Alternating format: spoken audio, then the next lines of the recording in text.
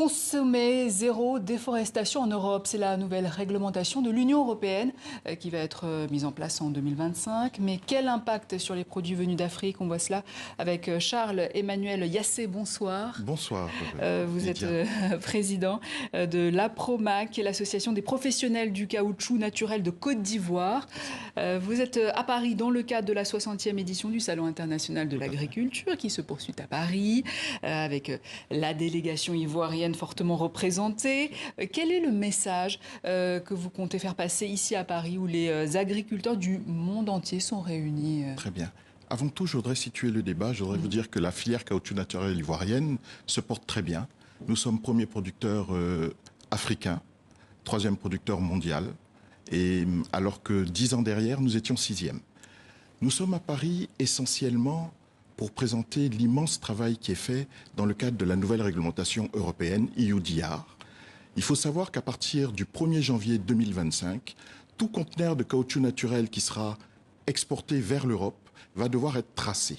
Nous allons devoir être capables de dire de quelle plantation vient ce caoutchouc et le nom du propriétaire, etc. Il faut savoir que nous n'avons pas attendu la nouvelle réglementation européenne pour s'inscrire dans ce schéma. Au sein de la PROMAC, nous avons un outil qui s'appelle la centrale des risques. Parce que nous subventionnons les pépinières pour permettre aux planteurs de planter, de développer cette filière. Et automatiquement, nous avons par exemple des forêts protégées en Côte d'Ivoire.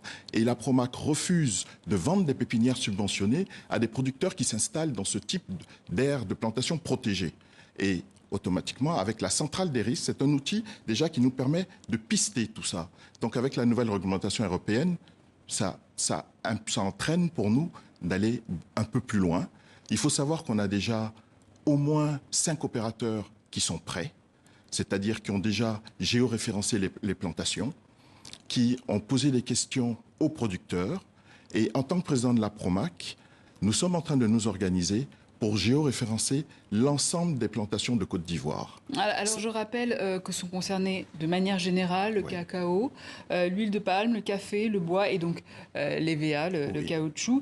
Quel sera l'impact de cette loi sur votre filière précisément? Alors, 25% de la production nationale de Côte d'Ivoire est orientée vers l'Europe. Il faut savoir que c'est une destination rémunératrice. L'impact pour nous, c'est simplement d'être capable d'orienter vers l'Europe que le caoutchouc qui sort de plantations qui ne sont pas issues de déforestation après l'année 2020. Voilà. Écoutez, il faut savoir qu'entre les plantations et les usines, il y a très peu d'intermédiaires en Côte d'Ivoire, contrairement à d'autres pays.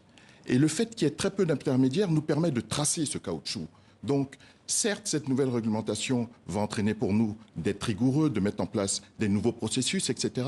Mais nous sommes venus en France pour dire que la Côte d'Ivoire va y arriver. Nous sommes déjà très avancés et dès le mois de juin, nous allons commencer à faire nos premiers essais de caoutchouc EUDR exportés en Europe.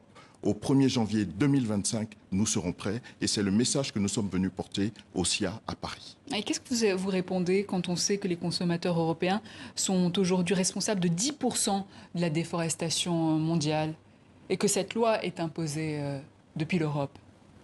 Oui, écoutez, des règlements climatiques, etc. Il faut protéger les forêts. Ce que je réponds à ça, c'est que encore une fois, pour reprendre le cas de la filière caoutchouc, nous, il y a ce qu'on appelle des zones marginales. C'est des zones qui ont beaucoup souffert des feux de brousse, etc. Et bien, aujourd'hui, on oriente nos planteurs vers ces zones-là, justement pour reforester avec le caoutchouc. Mais quand vous reforestez avec le caoutchouc dans des zones marginales, au départ, vous avez des rendements qui ne sont pas trop bons parce que la pluviométrie n'est pas bonne. Mais très rapidement, une fois que le couvert végétal est fait, on se rend compte que la pluviométrie monte rapidement à 1500 mm. Donc, écoutez, simplement pour dire que la Côte d'Ivoire est inscrite dans ce processus de reforestation et de halte à la déforestation. Alors vous disiez tout à l'heure que la filière EVA se porte très bien en Côte d'Ivoire. Et que représente donc l'association des professionnels du caoutchouc naturel pour la filière EVA en Côte d'Ivoire? C'est une association qui a eu la reconnaissance du président de la République en 2020, mais elle existe depuis 49 ans. Cette association a pour rôle de développer la filière. Et il faut savoir que parallèlement à ça, l'État de Côte d'Ivoire a mis en place le Conseil EVA palmier à huile qui a pour mission de réguler la filière, de s'assurer que les lois de la filière sont appliquées. Donc nous, notre rôle est de développer la filière, la rendre forte afin que les planteurs aient des revenus et puissent bien vivre.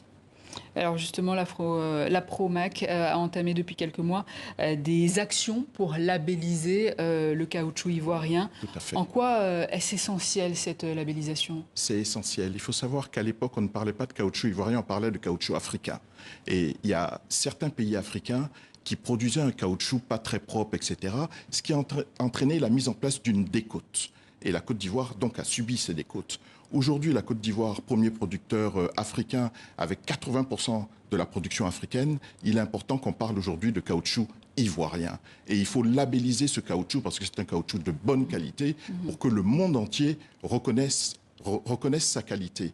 Et une fois que ça sera fait, notre objectif est qu'au niveau de la bourse de Singapour, le SAICOM, c'est faire disparaître cette décote parce que le caoutchouc asiatique ne subit pas de décote alors qu'il n'est pas forcément meilleur que le nôtre. Voilà. Qu'est-ce que vous attendez de l'Union européenne aujourd'hui? Quelle réponse attendez-vous à tout cela? Que l'Union européenne sache que la Côte d'Ivoire est véritablement inscrite dans ce nouveau processus de zéro déforestation et qu'au 1er janvier 2025, nous serons capables d'exporter 25% de notre production en étant conformes à l'EUDR, la nouvelle norme réglementation européenne. Le message est clair. Charles-Emmanuel Yassé, merci. Je rappelle que vous êtes président de l'APROMAC, l'Association des professionnels du caoutchouc naturel de Côte d'Ivoire. Tout à fait.